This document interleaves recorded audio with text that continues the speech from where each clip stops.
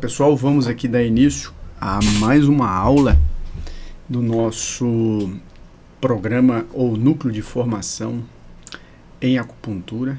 Essa aula é uma aula compartilhada, ela faz parte da introdução e início do curso de lombalgia. Então é uma aula compartilhada, isso quer dizer que é uma aula que estará presente em alguns dos nossos cursos, tá? Dentre eles, diagnóstico integrado, Beichu e, claro, logicamente, lombalgia, tá ok? Então vamos lá, eu vou aqui fazer uma introdução de 20 minutos a respeito da lombalgia em si, buscando já, agora de início, interagir ou integrar o raciocínio historiológico da coluna vertebral. Primeira coisa que você tem que entender, a coluna vertebral é uma estrutura formada por 33 vértebras divididas em regiões específicas, que são 5, no intuito de nos permitir a postura ereta.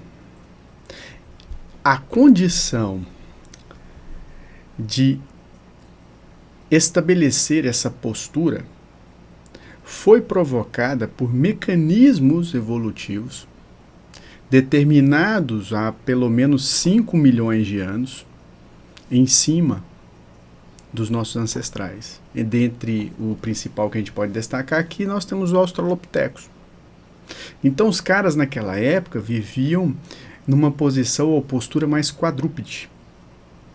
Eu falo mais quadrúpede por quê? Porque o Australopithecus era semi-bípede, né? Então, existem várias teorias, várias linhas, mas o que eu quero aqui abordar é fazer você entender que a necessidade de se estabelecer numa postura ereta forneceu o bipedalismo e a liberação dos braços. E essa necessidade de ficarmos numa postura ereta foi estimulada pela preservação da espécie no sentido de nós não sermos presas fáceis. Então entendam bem, naquela época, numa transição de um chimpanzé para um ser humano, nós éramos presas fáceis no sentido de que nós não impunhamos medo, nós não éramos capazes, fisicamente falando, de impor medo aos concorrentes da época. Então, essa estrutura debilitada ameaçou a extinção da espécie Homo, e o Australopithecus, meio que inconscientemente, até pela necessidade de sair de perto das árvores, porque as árvores tinham, a floresta tinha se transformado ali na África, ele foi buscar comida longe. E esse movimento de sair do seu habitat natural e ir para um ambiente mais propício, onde tinha comida, ele teve que levantar. Então ele foi forçando a barra até ficar ereto. E esse processo da posição ereta reorganizou toda a estrutura do corpo. Por quê? Imagine você. Eu tenho uma coluna mais larga, ou melhor, um tronco mais largo, mais curto, braços longos, né, uma cabeça mais redonda, pelos, e um quadril que não dava para andar direito. Esse quadril era um quadril que tinha que rodar. Eu tinha que rodar para poder marchar. Então havia uma rotação, isso gastava muita energia.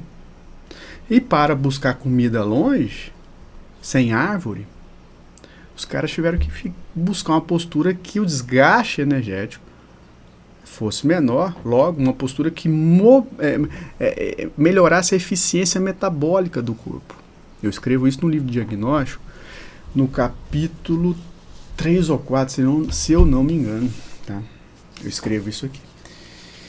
Então, o que está acontecendo nesse exato momento, meu amigo? Está acontecendo que o cara está andando e o sistema energético, representado pelos meridianos de energia principais da bexiga e do rim, principalmente, são os precursores desse processo, principalmente o da bexiga, obviamente, porque ele está na coluna. Então, ele, sendo um meridiano de energia, sendo uma estrutura que existe, sendo um codificador e orientador do desenvolvimento do corpo, já a nível embriogênico, eu provo isso aqui, o cara vai andando, ficando ereto, o pescoço para frente. É claro que isso demorou muito tempo a acontecer, né? Do começo até o final, foi mais de 200 mil anos. Daí, quem modelou o processo foi o meridiano da bexiga e do rim. E à medida que eles iam ficando mais eretos, mais fortes eles ficavam, porque eles impunham mais medo nos outros animais, nos predadores anteriores, e otimizavam assim a sua existência. Então eles passavam a viver mais, fortalecendo a energia ancestral, localizada agora numa postura ereta no centro do abdômen. Então a energia ancestral ela está diretamente relacionada à estrutura e localização anatômica da próstata, do útero e do centro de gravidade da pessoa, que vai para o centro de gravidade na coluna, ele está em S2, né, na sacral 2, mas o centro de gravidade de uma postura ereta correta, ele está no centro do abdômen, encaixado nessa central de referência energética instintual, que é a sede da energia ancestral. Então, a postura ereta dinamizou a vida dos nossos ancestrais, logicamente a nossa. E a coluna, ela foi armazenando informações relacionadas à coragem. Por quê? Porque quanto mais ereto eu ficava, mais eu colocava medo nos meus oponentes, mais eu vivia energia ancestral fortalecida, mais então eu teria coragem para desbravar o mundo adiante, mais eu sentia força. Então eu posso ir adiante que nada vai me acontecer, porque até então eu era um animal quadrúpede que era um predador, ou melhor, uma vítima fácil dos predadores. Então eu fui tomando essa forma e aí que mora uma coisa legal. Isso não está totalmente descrito aqui porque eu tenho que separar por etapas e partes, então vem numa próxima etapa onde eu quero e vou escrever um livro sobre a codificação do corpo, né? Que é o corpo fala, mas eu quero descrever pela visão da medicina tradicional chinesa, dos meridianos, das energias, enfim. Então, a coluna vai assimilando essa informação, coragem, força, vontade, e vai criando o seu elo mais forte ainda com o rim e com a bexiga. Porque a bexiga é o meridiano que vai sustentar essa postura ereta. Eu escrevo no livro de biotipologia que o meridiano de energia principal da bexiga, quando ele sofre esses estímulos, ele provoca, a partir da energia ancestral, a transformação dos músculos estáticos, né? Eram músculos menos resistentes à fadiga, agora são mais resistentes à fadiga porque ele trabalha o dia todo. Então esse meridiano de energia da bexiga, ele é um protagonista do processo evolutivo a nível postural, que tem relação direta com a postura ereta, que por consequência eu libero os braços, escrevo, faço um bonequinho daquele ali do Capitão América, que é novo aqui do cenário, ando, e o rim acompanha. Só que o rim, ele vem não para modelar o exterior, ele modela o interior. Então ele molda a energia, a central de referência energética instintual, coloca ali mais elementos, né? Estruturas ou elementos para compor uma estrutura mais forte, melhora a estrutura uterina, ovariana, vaginal, peniana, prostática, entendem? Então vai moldando, porque imagina, o chimpanzé, ou até mesmo o Australopithecus, ele tinha um quadril largo, grande, que tinha que rodar, era custoso, o negócio foi sendo moldado. Obviamente, o quadril, outras estruturas, teve a participação de outros meridianos, mas na postura ereta e a coluna em si, bexiga e rim. A bexiga é um protagonista principal, o rim é um protagonista secundário, porque ele vai mexer mais ali por dentro, e a bexiga não, ela vai modelar a estrutura da coluna. Neste instante, começa a surgir os Beixu para poder agregar anatomicamente as informações a respeito do sistema nervoso parasimpático e simpático que vem ao longo da coluna. Esses pontos Beixu eles vão depois organizar os pontos Shenshu, que são pontos relacionados às emoções, ao temperamento, mas isso vai demorar um pouco, porque naquela época tinha muita pouca gente, então todo mundo era meio que igual raça de cachorro, todo mundo era igual. Claro, cada cachorro tem a sua particularidade, mas quanto menor a quantidade de elementos, de exemplares, né, de uma espécie, mais idênticos eles são, menos variados eles são a nível evolutivo, até porque a evolução caminha de acordo com a variabilidade genética. Então o cara está lá andando, as pernas vão se moldando e a coluna vai se estruturando. Esse Australopithecus, ele tinha só 3 vértebras lombares. Com a necessidade de preservar a espécie, quer dizer, a necessidade de sobrevivência, e com o ganho de expectativa de vida, as mulheres estimularam, por força da gestação, o desenvolvimento de mais 2 vértebras. Então, por conta da gestação, olha isso, por conta da gestação, eu tenho o desenvolvimento de 2 vértebras lombares, 2 vértebras a mais, obviamente, que por sua vez, permitiu um acoplamento mais, como eu posso dizer, permitiu um acoplamento biomecânico mais justo para poder ter o parto, porque até então aquele movimento da pelve, do sacro e do cóccix de nutação e contranutação que precisa ser feito para expelir o feto, né, para o feto sair, para a mulher parir, né, porque o verbo parir ele tem relação com saída, né, com expulsão, com dar à luz, né?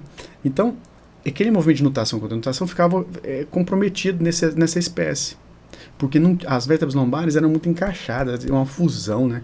Era muito tenso aquela região.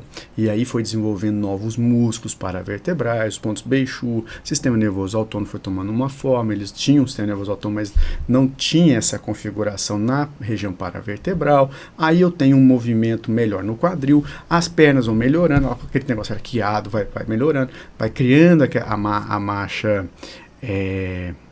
pendular, que hoje para nós herdamos isso, né? Nós herdamos tudo isso que eu estou falando. Então, olha a conectividade das coisas. Eu era quadrúpede, fiquei bípede, bexiga, superficialmente toma a frente do processo, acumula informação ancestral. Eu falo desde a 3ª aula que eu dei na minha vida em Brasília, que o meridiano de energia extraordinário carrega energia ancestral, os 2 únicos meridianos de energia principais, que também carregam energia ancestral, por mais que sejam pouca, é da bexiga e do rim. E aí depois eu venho estudar essa questão evolutiva e provo que hoje nós temos a ideia realmente de que os meridianos de energia, o meridiano de energia principal da bexiga e do rim são meridianos que carregam energia ancestral, e agora eu explico por quê. Porque eu estou andando numa postura ereta, fixando uma informação a nível energético e estrutural, são sítios histoquímicos que vão se moldando ou modelando para que eu construa uma nova rede musculoesquelética com mais especificidade, com maior capacidade de contrair e resistir à fadiga. Então eu fico em pé mais rápido, e quando eu fico em pé eu ponho medo no sujeito. A coluna então vai se modelando, atraindo, concentrando as informações a respeito da coragem, a respeito da vontade, da força. Não vem pra cima de mim, olha aqui, tá vendo?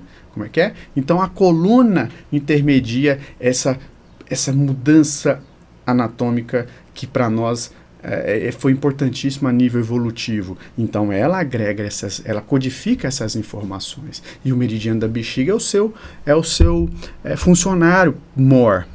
Do rim, internamente também. Então eu tenho uma conectividade do meridiano de energia principal da bexiga com a energia ancestral, com a coluna vertebral, com os músculos paravertebrais, com os pontos Peixu, com o sistema nervoso autônomo.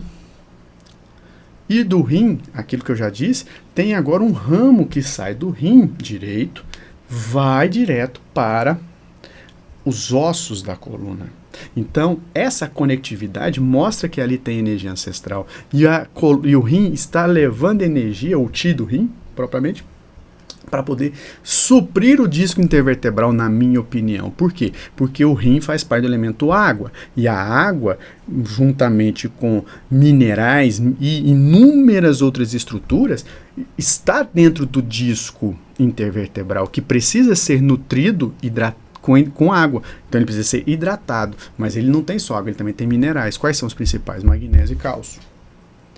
Então, eu estou construindo aqui para você um raciocínio na origem do processo, com a natureza original da essência, onde tudo começou, para chegar agora, neste exato instante, nessa era do Homo sapiens sapiens, e mostrar que o medo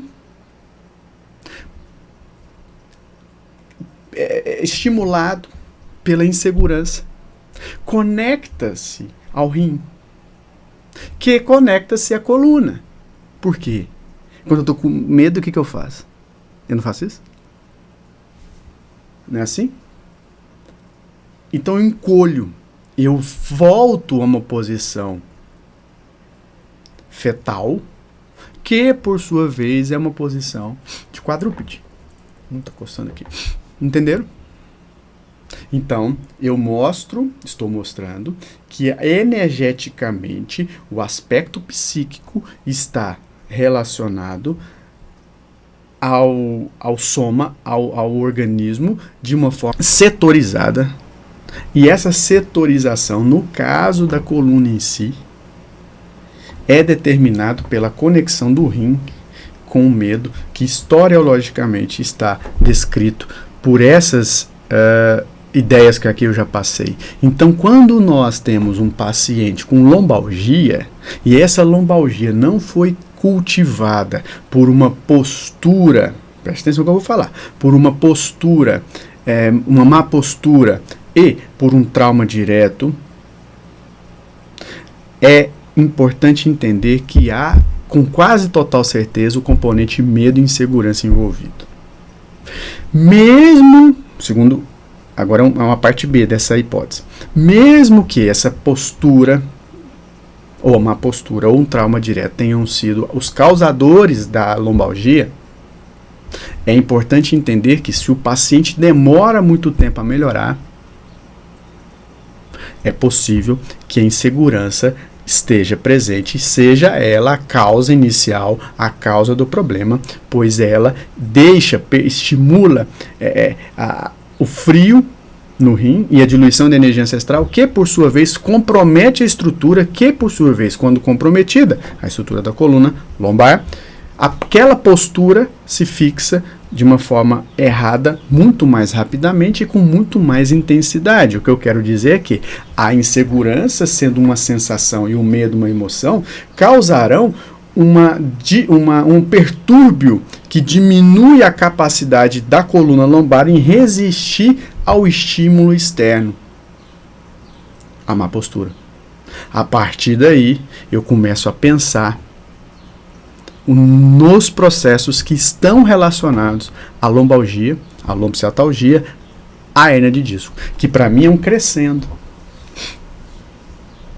E eu vou explicar isso com detalhes no curso, explico isso com detalhes no curso de lombalgia, para que vocês tenham uma noção de como nós podemos atingir um alvo na causa. Por mais que, por exemplo, numa hérnia de disco, nós não tenhamos um resultado que tire o paciente da cirurgia, é importante compreender que a causa tem que ser tratada enquanto a cirurgia não chega, e depois que a cirurgia foi feita, eu tenho que tratar a região por uma cicatriz ali que está presente e com certeza será tóxica, e nessa cicatriz armazenará as informações a respeito da insegurança, do medo, estarão presentes. Eu preciso então desintoxicá-la, ao mesmo tempo continuar o trabalho de mexer na questão da psique. Quer dizer, o corpo não é apenas um conglomerado de células, ele é um conglomerado de células que responde a nível de compartimentos, a nível de nichos específicos, a sua informação matriz, que para mim está presente num componente antropológico do corpo, que é para mim construído a partir da evolução do sistema energético. Entendido? Eu coloco isso aqui nesse livro e nesse livro. São neo-ideias. São ideias que fazem parte do meu patrimônio intelectual. Espero que você tenha entendido. O curso está top de linha. Se eu fosse você, eu não perderia. Abraço.